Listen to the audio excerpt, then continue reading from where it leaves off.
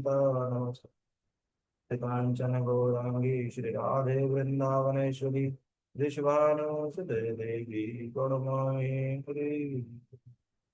जय श्री कृष्ण चैतन्य प्रभु नित्यानंद श्री अद्वैत गदाधर श्रीवासादि गौर भक्त वृंद। हरे कृष्ण कृष्ण कृष्ण हरे हरे, हरे राम राम राम हरे हरे। सीताराम पावने वैष्णव नमो नमः। अनंत कोटि वैष्णव की जय, श्री प्रभुपाद की जय। सब भक्तों का बहुत स्वागत है। हम लोग भगवद गीता के अध्याय 5 पे हैं और 14th श्लोक आज हम करेंगे। हम लोगों ने 13th में ये समझा कि ये जो शरीर है ये एक सिटी की तरह है ना। हम लोगों ने समझा कि ये जो शरीर है एक सिटी की तरह है। जैसे एक शहर होता है, ये एक महल होता है। तो जैसे महल के बहुत सारे गेट होते हैं, तो गेट अपने आप खुलते बंद होते रहते हैं अपने आप, मतलब सैनिक वगैरह रहते हैं, पर राजा को कुछ नहीं करना पड़ता है ना। वो तो अपने हिसाब से तो निकलता पड़ता रहता है ना। अब अ, ये जो शरीर है इसमें भी हमको ऐसा नहीं है कि हमको आंख खोलने के लिए कुछ करना पड़ रहा है। ये मोडो मटेरियल नेचर ऐसे हैं कि अपने आप ही किसी व्यक्ति की आंख खोल बंद कर देते हैं, कान खोल बंद कर देते हैं। और जब मटेरियल नेचर चाहती है कि अब ये चला जाए शरीर छोड़ के या अंधा हो जाए कुछ है, तो वो आंखें अपने आप चली जाती है, तो खोलना बंदना। तो कहने का मेरा मतलब है कि मटेरियल नेचर जो है ना ये सब एक्ट कर रही है, और जीवात्मा शरीर के अंदर बैठ के एटमिक्स डिजायर करता है। तो जब एक व्यक्ति समझ जाता है ये संसार जो है इसके अंदर जो चीजें हैं भगवान श्री हरि चला रहे हैं, तो ये मेंटली रिनाउंसेस ऑल एक्शंस। वो काम वो कर तो रहा है पर कर्ता भाव उसका चला जाता है। और ये कर्ता भाव जाना ही मेन है। जब व्यक्ति के अंदर ये कर्ता भाव बना रहता है तो उससे क्या आता है, ईगो आता है। फॉल्स ईगो जिसे बोलते हैं, मिथ्या अहंकार। और मिथ्या अहंकार के वशीभूत होकर जीव जो है आगे के जो कर्म है वो करता है, और जब कर्म करता है कर्ता भाव से तो उन्हें भोगता भी। समझ रहे हैं?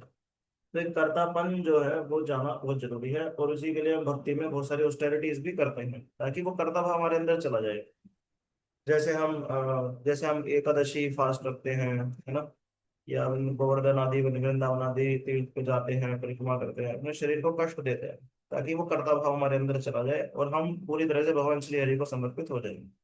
जैसे इस बार हम लोग गोवर्धन परिक्रमा पे गए, इससे पहले जब गए थे तो मैं मुश्किल से 8 किलोमीटर कंटिन्यूस चल पाया था, उसके बाद मैंने रिक्शा कर लिया था। पर इस बार जब चले तो मैं थोड़ा सा जैसे प्रोसेस होता है वहाँ पे मानसी गंगा पे जाना, चक्रेश्वर महादेव, और फिर दान घाटी होते हुए फिर आगे बढ़ना। तो मन में हमेशा ये भाव आ रहा था कि मैं नहीं कर पाऊंगा, गोवर्धन जी आप मुझे शक्ति दीजिए। तो इस बार परिक्रमा भी हो गई आप सब भक्तों के आशीर्वाद से, और मैंने ये महसूस किया कि जब हम भगवान को सरेंडर करके काम करते हैं ना, तो ये मेरे लिए असंभव है 21 किलोमीटर की परिक्रमा करना, पर मैं कर पाया। क्यों? क्योंकि गोवर्धन जी की कृपा थी इसको, मेरा अपना सामर्थ्य नहीं था। तो धीरे धीरे क्या था ना, करता हुआ चला जाता है। आपको पता चल जाता है कि हाँ, आप किसी लायक हो नहीं संसार में। तो बस जो आ रहा है उसे भगवान की कृपा मान के एक्सेप्ट करते रहो। क्योंकि जो दुख आ रहा है तुम्हें नहीं पता, इससे तगड़ा दुख आने वाला था, पर भगवान बचा लिए, कम दुख दे गए।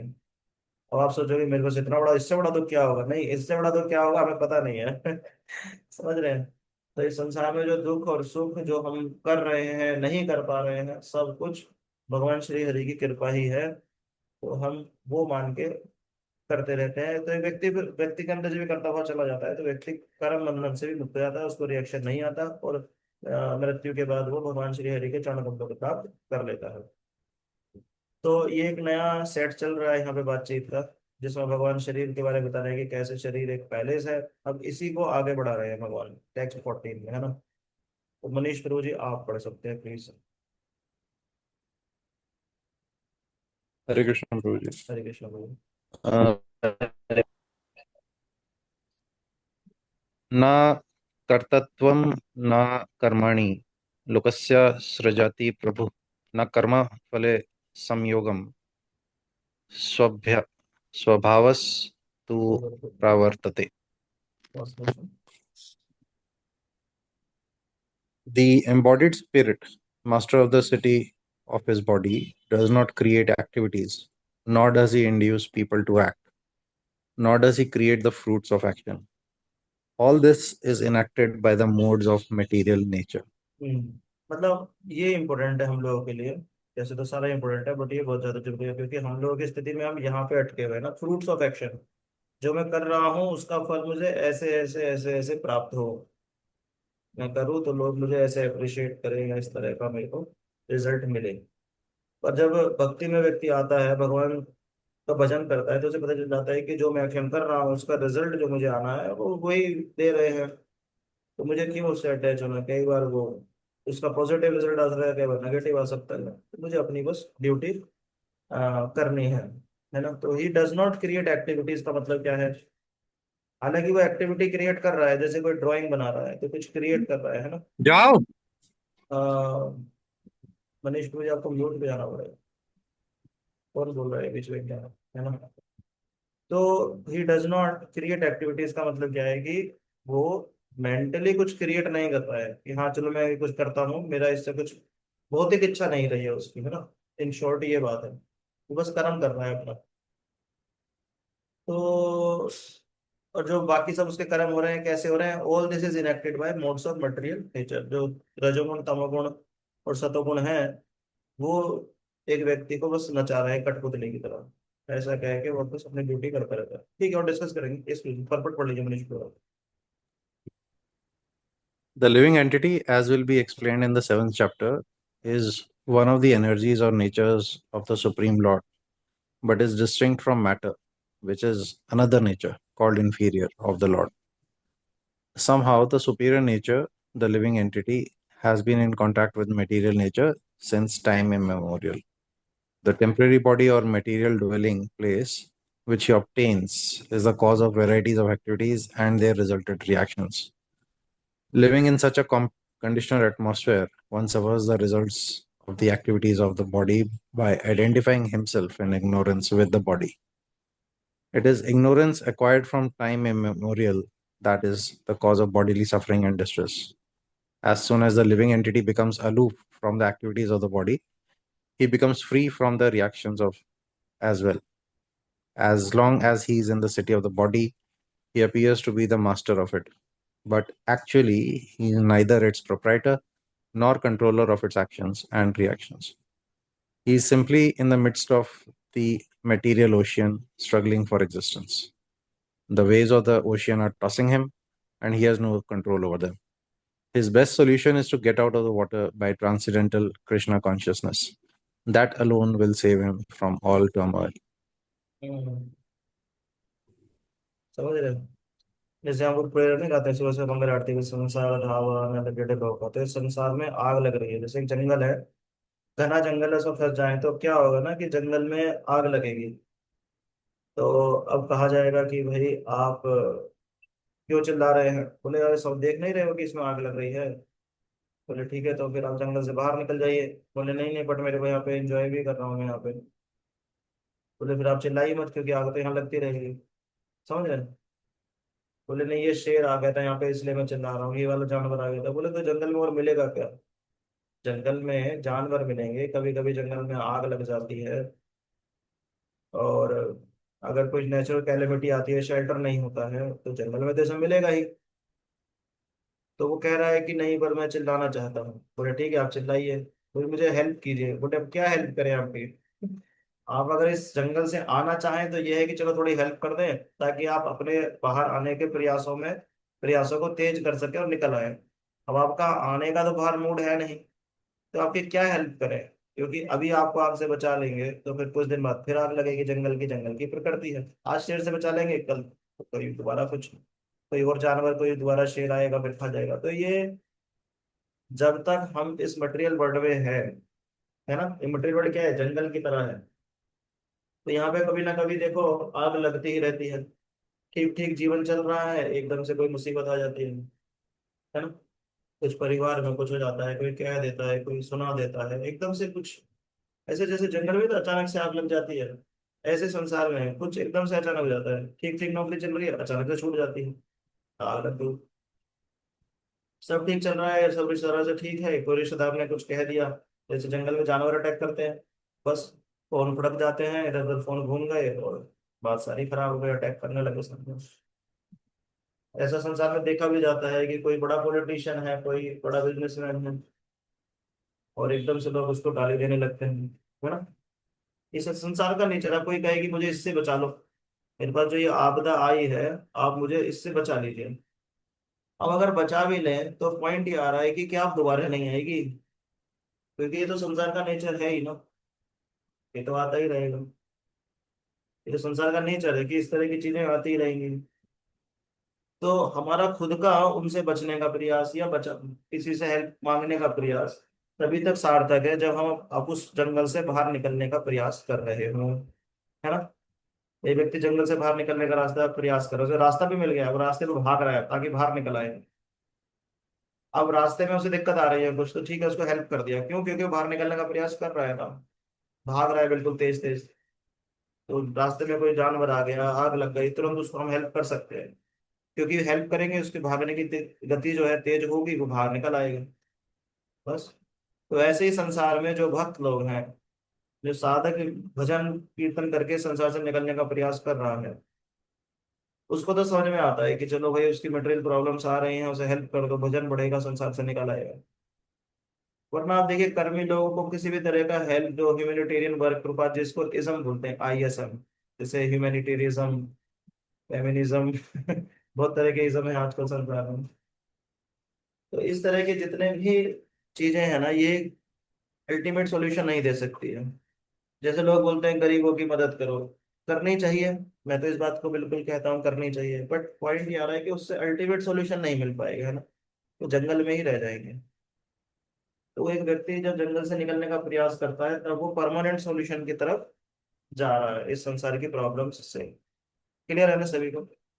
जैसे मान लीजिए कि एक व्यक्ति समुद्र के बीच में नाव पे, हाँ मनीष, आपका तो प्रश्न प्लीज बताइए।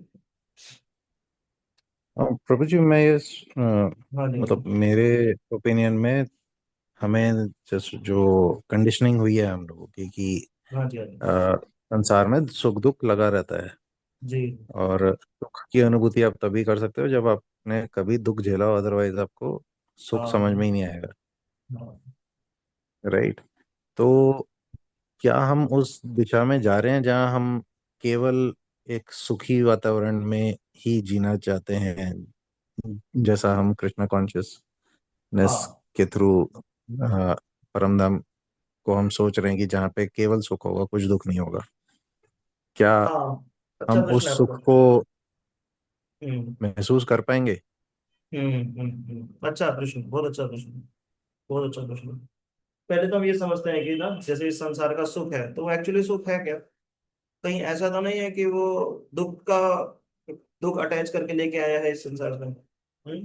जैसे मान लीजिए कि बहुत खुशी हुई कि मैं IAS ऑफिसर बन गया, है ना, बहुत सुख मिला, घर वाले सब तिलक लगा रहे हैं, बड़े बड़े लोग आ रहे हैं घर पे कि भैया अफसर बन गया लड़का।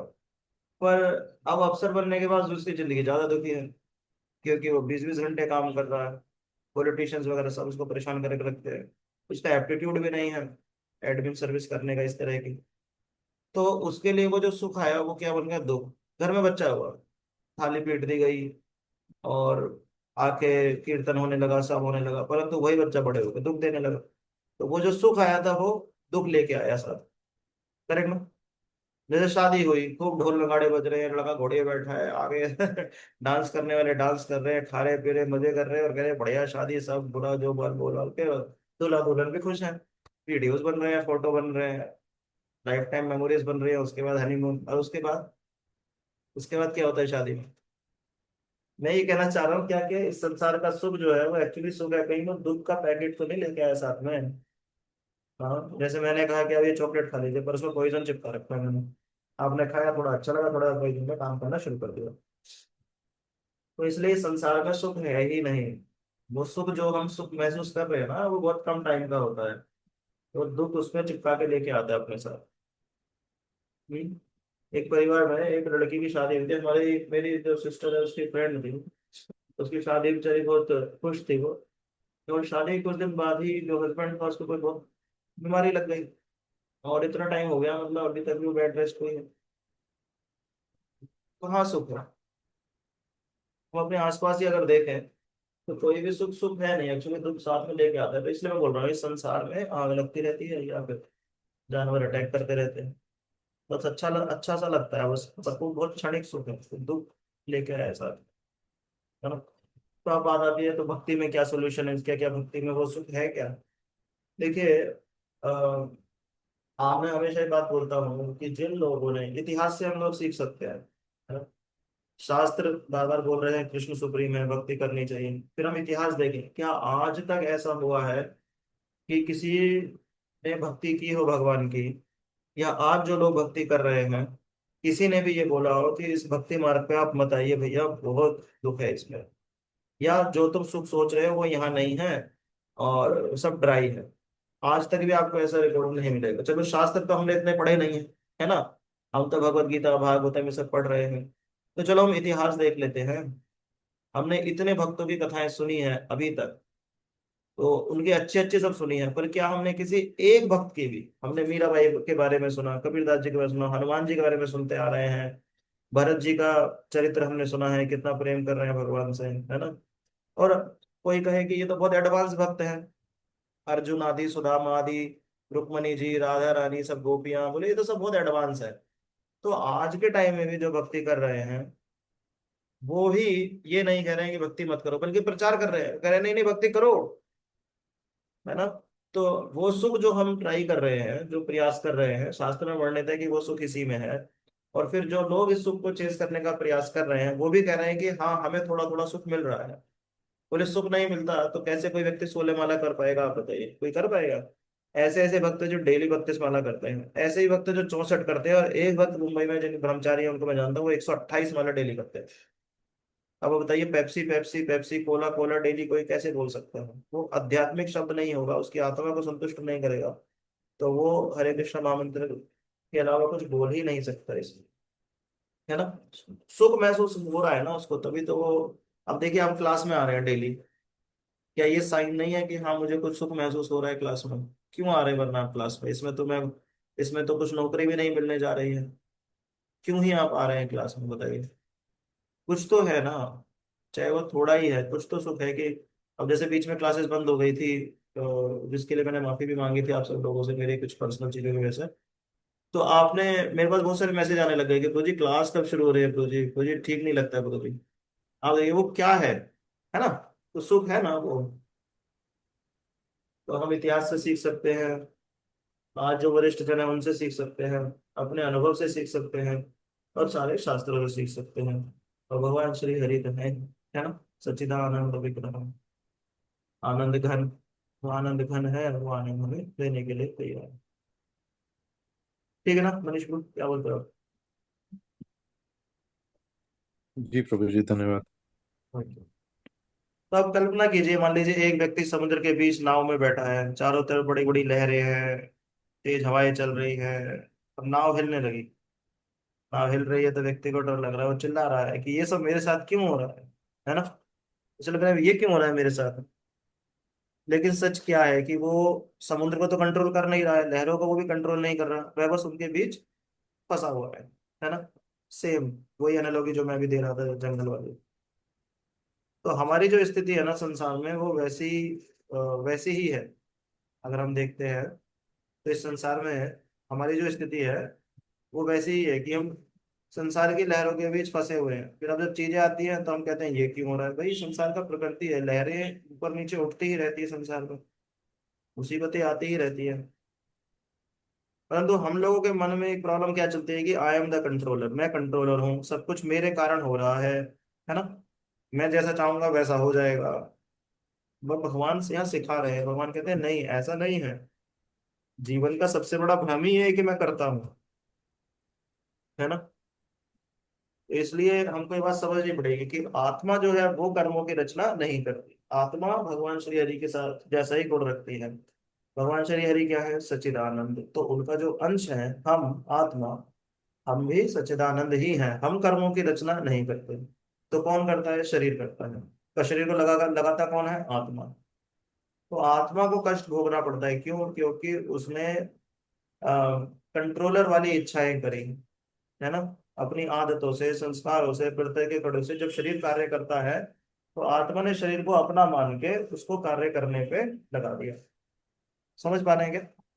जैसे मुझे कोई गलत आदत पड़ गई, उसको मैं एंजॉय करने लगा, तो कौन एंजॉय करने लगा? आत्मा उसको एंजॉय करने लगी, है ना? तो आत्मा ने क्यों, आत्मा उसको एंजॉय क्यों करने लगी? क्योंकि आत्मा का उसमें कर्ता भाव है कि I am the enjoyer, I am the controller, I am the proprietor. उस कर्ता भाव आ गया आत्मा में। क्या ये सही है? नहीं, बिल्कुल गलत है। आत्मा को तो सेवक भाव होना चाहिए कि I am not the proprietor, I am not the enjoyer, I am not the controller, Krishna is everything. तो जब उसका ये कर्ता भाव बना हुआ है, तो आत्मा का शुद्धिकरण होना जरूरी है, वरना उसका कर्ता भाव उसे हमेशा कष्ट पहुंचाता रहेगा। नहीं। तो आत्मा के शुद्धिकरण के लिए क्या होता है? उसको ऊपर नीचे की योनियों में भेजा जाता है ना? जैसे उसके अंदर कर्ता भाव है, पाप किया, और उसको फिर छोटी योनियां दी, उसको निम्न योनियों को योनियों में भेजा जाता है। कीड़े मकोड़े, नरक आदि घरों में, अगर बहुत और घोर पाप किए तो नरक में भेजा जाएगा। वहां पे खूब अच्छे से कुटाई होगी। अगर हम शास्त्र पढ़ेंगे, जैसे हरिवंश पुराण में पढ़ रहा था, तो उसमें क्या हुआ, एक स्त्री थी, और वो स्त्री जो थी, वो अपने पति से झूठ बोलती थी, और पर पुरुष गमन, मतलब बहुत बड़ा कोई ऐसा अपराध नहीं किया था उसने, पर जो छोटा मोटा ही था, तो उसको नरक भेजा गया। और नरक में काफी कई सौ सालों के बाद जब उसको बहुत कुटाई हुई, उसके बाद उसे छिपकली बनाया गया। और उस छिपकली का उद्धार किसने किया? जो एकादशी फास्ट रखते थे राजा, उन्होंने फिर उसको एकादशी जो पारण खोलते हैं अगले दिन द्वादशी में, उसका उन्होंने फल देकर उसका उद्धार किया।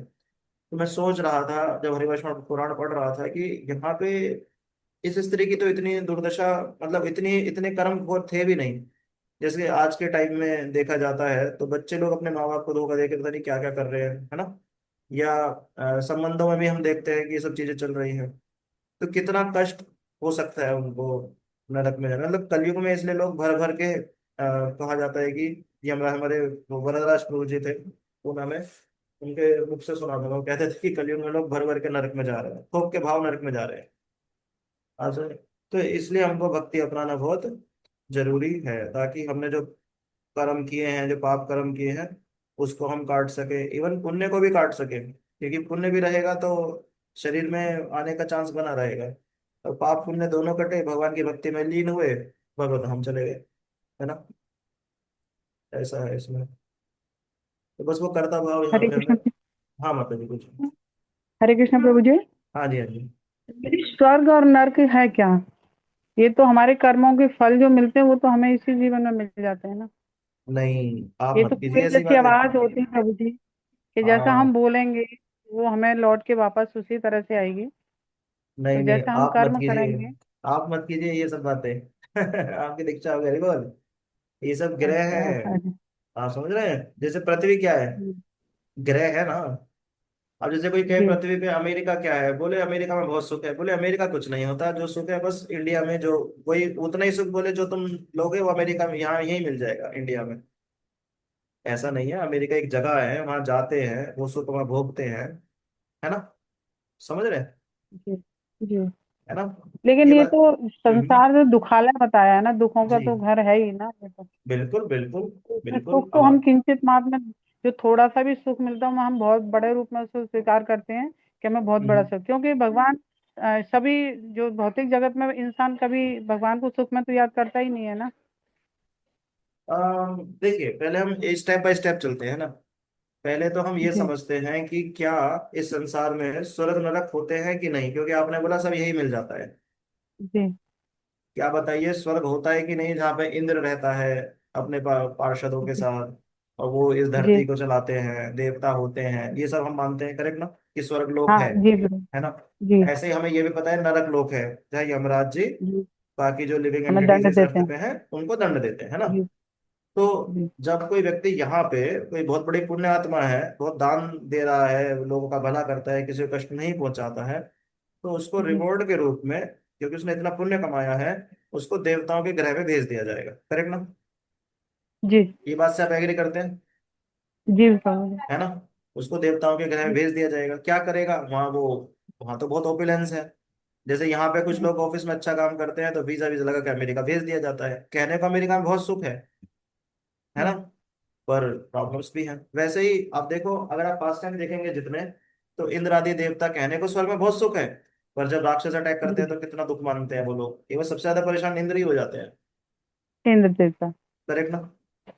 तो जी इसलिए दुखालयम है, जितना वहां सुख है जब दुख आता है तो उससे कई गुना ज्यादा बड़ा दुख भी आ जाता है। तो दुखालयम ऐसा नहीं है कि स्वर्ग में नहीं है, वहां भी दुखालयम।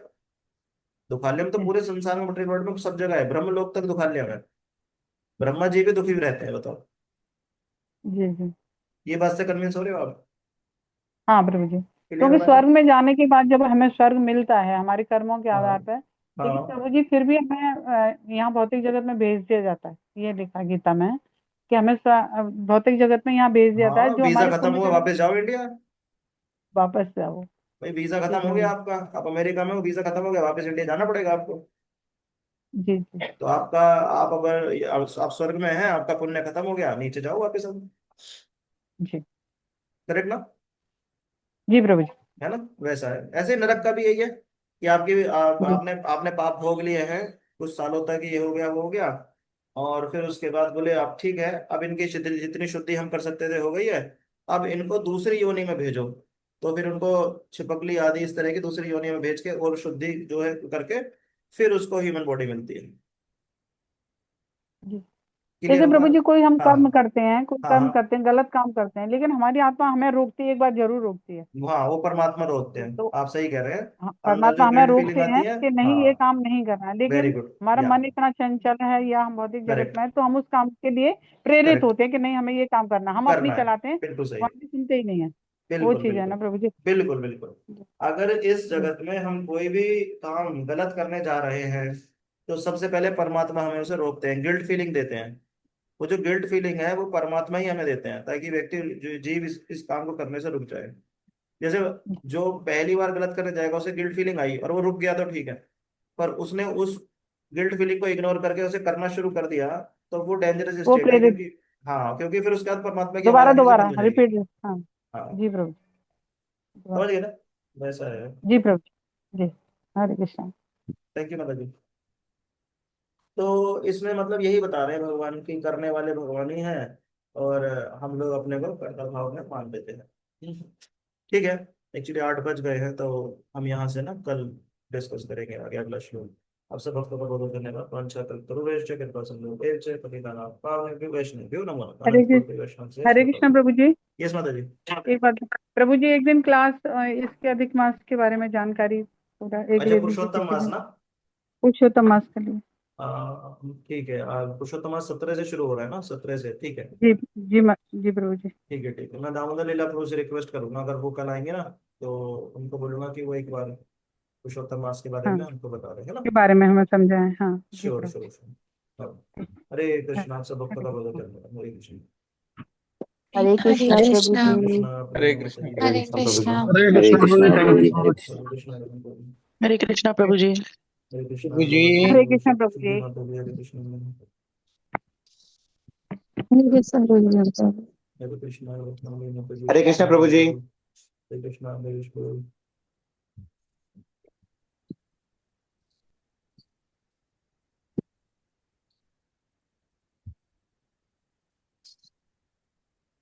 हरे कृष्णा प्रभु जी। हरे कृष्णा हरे कृष्ण।